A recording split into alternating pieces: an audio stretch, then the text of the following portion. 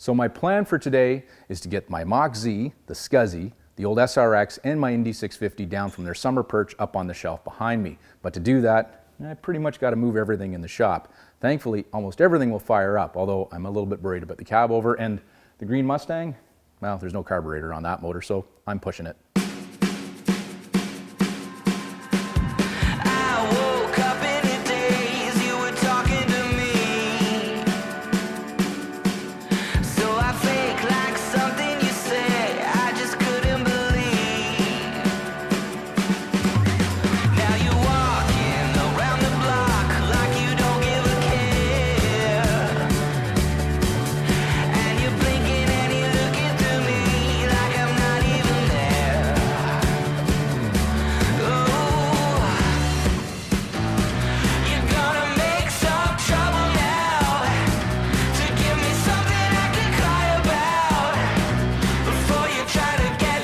Ta-da! It's winter!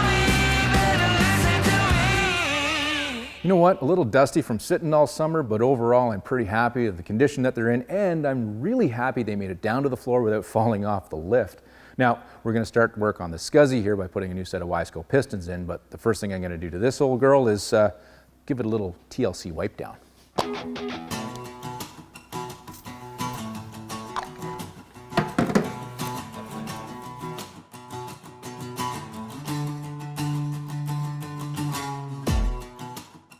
Last season, this Mach-Z joined the crew and became a big part of the year, along with a bunch of other triple sleds.